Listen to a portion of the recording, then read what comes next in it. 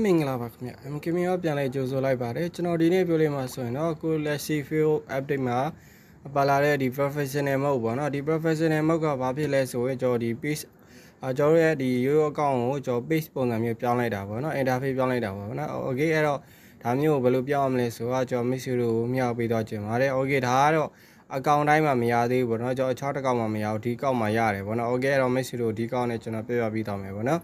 okay အဲ့တော့ဗီဒီယိုလေးမစခင်မှာကျွန်တော်ရဲ့ MKB Bounty Slot YouTube channel ကို subscribe မလုပ်ရသေးဘူးဆိုရင် subscribe လုပ်ပြီးတော့ကျွန်တော်တင်ပြဗီဒီယိုကို miss ကိုလေ့လာလို့ရပါတယ် okay အဲ့တော့ကျွန်တော်ရဲ့ဗီဒီယိုကြည့်နေဆိုရင်လည်းကျွန်တော်ဒီ VPN လေးခံပြီးတော့ကြည့်ပေးပါလို့ကျွန်တော်ကတောင်းဆိုပါတယ် okay အဲ့တော့ကျွန်တော်စလိုက်မယ်ပေါ့နော် okay အဲ့တော့ကျွန်တော်ဒီကောင်းထဲကိုဝယ်လိုက်မယ်ပေါ့နော်ဝင်ပြီးတော့ကိုယ့်ရဲ့ profile ရှိတဲ့နေရာကိုတွားမယ်တွားပြီးတော့ဘေးမှာရှိတဲ့ access လေး30 click ကိုနှိပ်လိုက်မယ်ပေါ့နော်နှိပ်လိုက်တဲ့အခါမှာဆိုရင်ဒီမှာturn on professional mode ဆိုတဲ့ဟာလေးအားကျွန်တော်အကောင့်တိုင်းမှာမပေါ်သေးဘူးပေါ့နော် okay ဒီကောင့်မှာတော့ကျွန်တော်ပေါ်တယ်အခြားကောင့်တွေမှာမပေါ်သေးဘူးအဲ့တော့ဒီမိတ်ဆွေကတကယ်ပေါ်ခဲ့မယ်ဆိုရင်ကျွန်တော်ဒါလေးကိုနှိပ်လိုက်မယ်ပေါ့နော် okay နှိပ်ပြီးတော့ကျွန်တော်ဒါလေးပြောင်းလဲတောင်းမယ်ပေါ့နော်ဒီ professional mode ကိုကျွန်တော်မိတ်ဆွေကိုကြိုက်တဲ့အချိန်မှာပြန်ပေးလို့ရတယ်ဆိုပြီးတော့ဒီမှာ you can turn off professional mode at any time ဆိုတော့ပြပေးထားတယ်ပေါ့နော် okay အဲ့တော့ကျွန်တော်okay အဲ့တော့ကျွန်တော်ဒါကို online မယ်ပေါ့နော် on ပြီးတော့ကျွန်တော်အကောင့်ဘယ်လိုဖြစ်သွားမလဲဆိုတော့ကျွန်တော်တစ်ချက်ကြည့်မယ်ပေါ့နော် okay တော့ကျွန်တော်ဒီမှာဆိုရင်အကောင့်ပုံစံဖြစ်သွားပြီပေါ့နော် finish set add your profile ဆိုပြီးတော့ဒီမှာကျွန်တော်detail about your set တွေပါ profile cover photo တွေပါဒီလိုပေါ်လာပြီပေါ့နော် okay အဲ့လိုပေါ်သွားပြီဆိုတော့ကျွန်တော်ဒါတွေဖြည့်လို့ရမယ်ပေါ့နော် okay တော့ဒီမှာ about detail your set ဆိုပြီးတော့ကျွန်တော် okay အဲ့တော့ကျွန်တော်ဒါတွေမထည့်တော့ဘူးเนาะဒါလေးပဲကျွန်တော်ထည့်လိုက်မယ် okay ပြီးတော့ save okay အဲ့ဒါဆို save ဆိုပြီးတော့ရပြီပေါ့เนาะ okay save ဆိုပြီးတော့ကျွန်တော်နောက်ပြန်ဆုတ်လိုက်တော့မယ် okay အဲ့တော့ကျွန်တော်ဒီအကောင့်ကဒီလိုပုံစံမျိုးဖြစ်သွားပြီပေါ့เนาะ okay ဆောနာပုံစံနဲ့ကျွန်တော် interface ချင်းမတူတော့ဘူး page ပုံစံမျိုးဖြစ်သွားတာပေါ့เนาะ okay အဲ့တော့ကျွန်တော်ကျန်တဲ့အဘာတွေပြောင်းလဲသွားတယ်ကျွန်တော်ချက်သွားကြည့်မယ်ပေါ့เนาะ okay view guide ဆိုတာလေးကျွန်တော်ချက်ဝင်ကြည့်မယ်new ways ဒီမှာ friend follower new way to monetize ဆိုဒီလိုမျိုးဆိုရင်ကျွန်တော် monetization ဆောက်လို့ရတဲ့ပုံစံမျိုးဖြစ်သွားပြီပေါ့နော်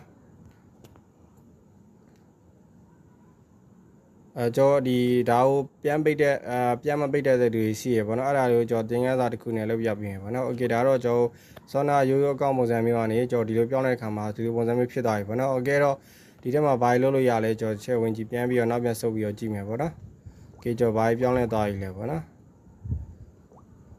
okay page ဖြစ်သွားလားဆိုပြီးတော့ချက်ကြည့်ကြည့်မယ်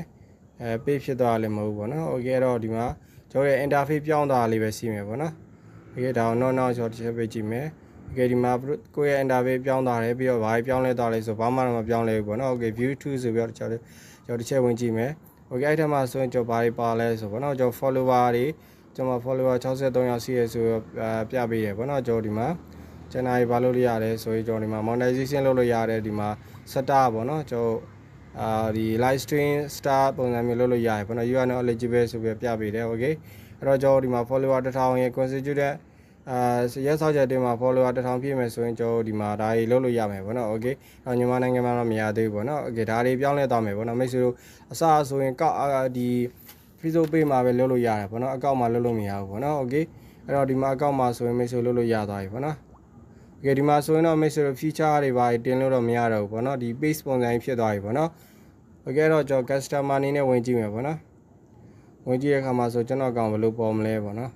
ကျွန်တော်အကောင့်ဒီလိုမျိုးပုံစံမျိုးနဲ့ follow message ဆိုပြီးတော့ဒီလိုမျိုးပေါ်နေမှာပေါ့နော် okay ဒါတွေကိုမိတ်ဆွေမကြိုက်ဘူးဆိုရင်ပြန်ဖြောက်လို့ရတယ်ပေါ့နော် okay အဲ့တော့ဖြောင်းနည်းကိုကျွန်တော်နောက်သင်ခန်းစာကြပြပေးမယ် okay အဲ့တော့ရိုးရိုးအကောင့်နေဒီလိုမျိုးပုံစံဖြစ်သွားပြီပေါ့နော်မိတ်ဆွေအခြားကျွန်တော်အကောင့်ဝင်ကြည့်လဲရတယ်ပေါ့နော်ဒီလိုပုံစံမျိုး63 follower 29 follower ဆိုဒီလိုပုံစံမျိုးပေါ်လာလိမ့်မယ်ပေါ့နော် okay ကျွန်တော်ရဲ့ဒီ interface ပုံစံပြောင်းသွားတယ်ပေါ့နော်ကျွန်တော်ဒီ profile ရဲ့ပုံစံကဒီ account ပုံစံကနေ page ပုံစံမျိုးဖြစ်သွားတာပေါ့နော် okay အဲ့တော့ဒီထက်မှာဆိုရင် make sure တို့ဒီကိုယ့်ရဲ့ page category တွေပါစပြင်လို့ရတယ်ပေါ့နော် make sure တို့ကဘာတွေလောက်တာလဲဆိုတော့ဒီမှာ profile အဲ့ကျွန်တော် digital creator နေရာမှာကျွန်တော်ဘာပြောင်းလိုက်မယ်ဆိုတော့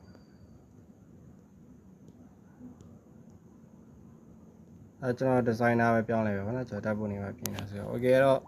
save လုပ်လိုက်မယ်ပေါ့နော်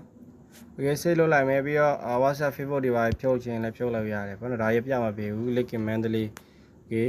အဲ့တော့ဒါဖြုတ်လို့ရမယ်ဖြုတ်လို့ရတယ်ပေါ့နော် okay သူပြပေးမှာ category ပဲပြပေးမှာပေါ့နော် okay category file ရဲ့ကျွန်တော်ပြပေးမယ်ပေါ့နော် okay feature တွေကတော့ကျွန်တော်ဒီမှာပြမပေးတော့ဘူးပေါ့နော်ကိုနေထားတော့ပေါ်လိမ့်မယ်ဒါပေမဲ့ customer ကို အခြား user တယောက်ကိုပြမှာပေးတော့အခြား user တယောက်ကိုဘယ်လိုပြလဲကြည့်ချင်တယ်ဆိုရင်ကျွန်တော် viewers ကိုနှိပ်လိုက်ပေါ့နော် viewer မှာဆိုရင်ကျွန်တော် page ပုံစံမျိုးပြပေးသွားပြီပေါ့နော် okay ဒီမှာ profile designer ဆိုပြီးတော့ကျွန်တော်ဒီမှာဒီလိုလေးပြပေးတော့မယ်ပေါ့နော် okay အဲ့တော့မိတ်ဆွေတို့ကိုက online shop လုပ်တယ်ဆိုရင်ဒီလိုမျိုးပြောင်းထားရင်အဆင်ပြေရပေါ့နော်ကျွန်တော်တခြား friend တွေပါရတော့အဲ့လိုရသေးရပေါ့နော် friend တွေပါအဲ့လိုရမယ် okay အဲ့တော့ကျွန်တော်ဒီအကောင့်ကိုကျွန်တော်အခြားတစ်ကောင့်ကနေကြည့်ကြည့်မယ်ပေါ့နော်ဒါကိုအဲ့လိုရလားအဲ့လိုရမရကျွန်တော်ချက်ကြည့်ကြည့်မယ် okay အဲ့တော့သူ့ရဲ့ link ကို copy ယူလိုက်မယ်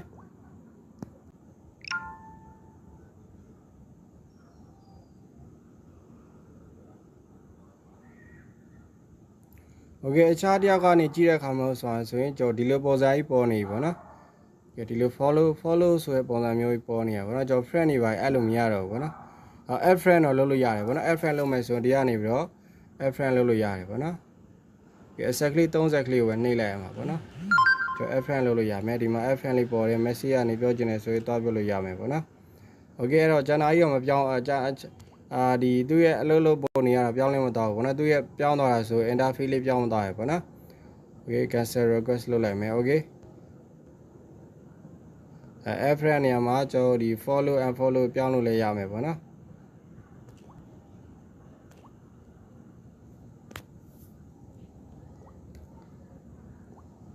အခုမှ Facebook ကဒီဒါကိုစမ်းပြီးတော့ send account တွေကိုလည်းသုံးလို့ရအောင်ကျွန်တော် send နေတဲ့ပုံစံမျိုးဖြစ်တဲ့ထင်ရပေါ့နော်ဒီအဲ့ဒါကြောင့်မို့ဒီ account တိုင်းမှာမရသေးဘူးပေါ့နော်ရတဲ့ account မှာရသေးရပေါ့နော်အကုန်လုံးမရသေးဘူးပေါ့နော်